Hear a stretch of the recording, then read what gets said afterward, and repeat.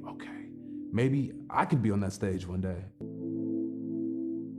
And it's just like, we felt it, and it was like the world can see us now. Because at the end of the day, anybody who knows Bay Area, and you know how we move, it's like we always feel undermined, and like our culture gets took, nobody glorifies it, nobody gives us our just due. So when you saw Tell Me When to Go on 106 and Park, we got our just due. We represented, we got ours. We just broke down the door here. That made you feel it, like, we made it, like, and it just touched your soul.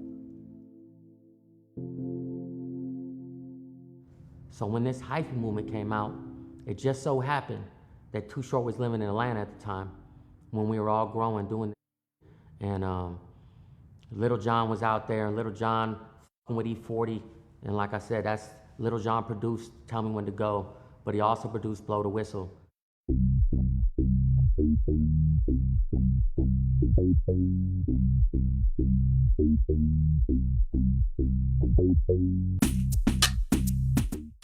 Blow the Whistle, I remember verbatim because I was living in it. So it's like, you can't, I don't know, you can't even express the energy you felt. That's when the world started recognizing, like, all right, y'all doing something over there. Like, what is that going on over there? Like, they turned up. And it was just a part of the culture at that time, and it just became a big thing that still shocks the world and the cultures today.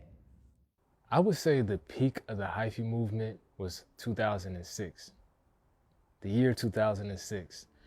It's hard to recreate because it was an era, it was a time, you know what I mean? It's a time capsule.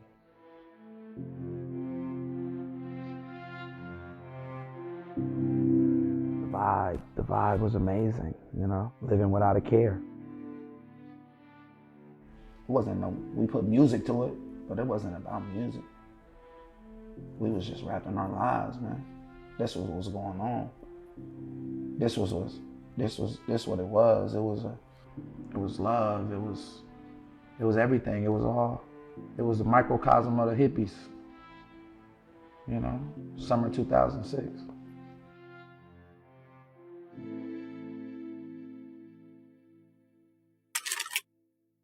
Tell Me When to Go was our anthem and the closest we ever got to sharing hyphy with the world.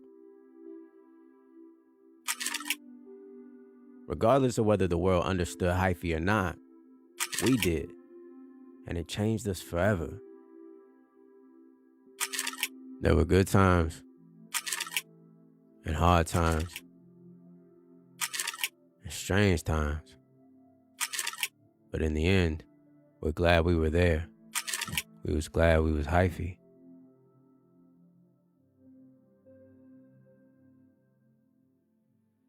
That was the era when we were the most unified. Like, that's when everybody was on one accord, riding. We needed this little moment of fun again, because it was so grimy and gutter, and we celebrating each other, we celebrating life. Those little brief moments of, we in here, we made it.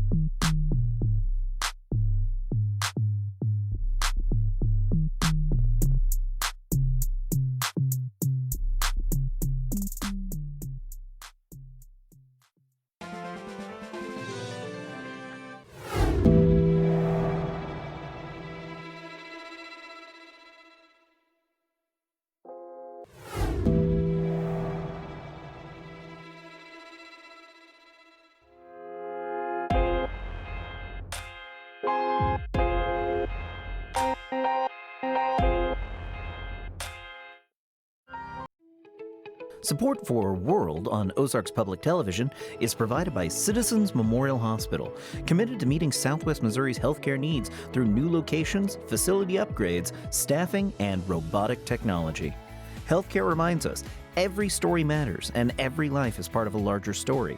Citizens Memorial Hospital, proudly supporting World and the stories that connect us all. Information at citizensmemorial.com. Fisk Transportation, proud to support OPT World because strong communities are built on understanding and connection.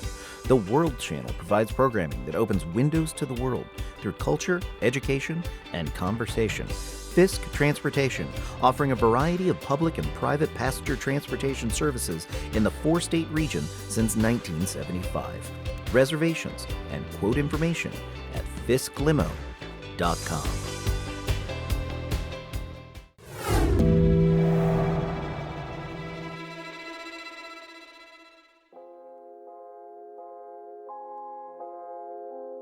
Former Congressman John Katko. Join me for Balancing Act, the show that aims to tame the political circus of two-party politics. Each week, opposing sides share the spotlight to discuss a divisive political issue. No ranting, just reason. Balancing Act with John Katko, Saturdays at 6 p.m. and Sundays at 4 p.m. on World. Artist Peter Bradley paints every day. Every canvas is a new battle, and if I've got to paint, I'm going to win the battle. Inspired by music, color, and nature. When I was in New York City and was painting, of course there were white artists who despised black people, and they really despised me. An intimate reflection on art, resiliency, and creativity. Every sound has a color. I could play some music and you could tell me what color you hear. It's simple. With Peter Bradley on Local USA.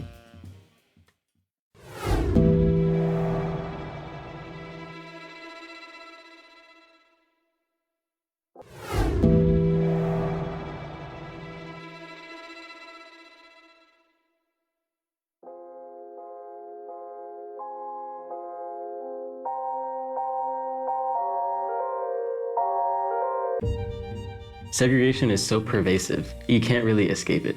The scenery of neighborhoods change as you drive from, mile to mile. Chicago, one of America's many cities struggling with segregated neighborhoods. Not getting any support from the neighborhood. They see the business, they see we're open. They're not coming in. They view this place as dangerous because it's black people coming here. How do you unite a segregated city? From WTTW, firsthand segregation on Local USA.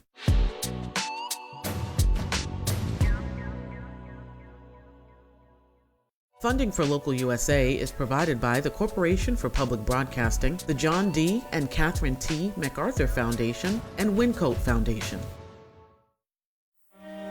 Rashad Bailey's restaurant is in a mostly white neighborhood in Chicago. Now his business is getting threats from his neighbors. Sometimes it's subtle, sometimes openly racist. Know how to make waffles? Come on. So, this episode of Cribs, I'm Rashad Bailey, this is my house. It's where all the magic happens. The boom boom room. I've been an entrepreneur my whole life.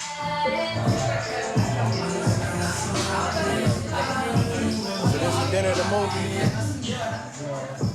movie. From when I was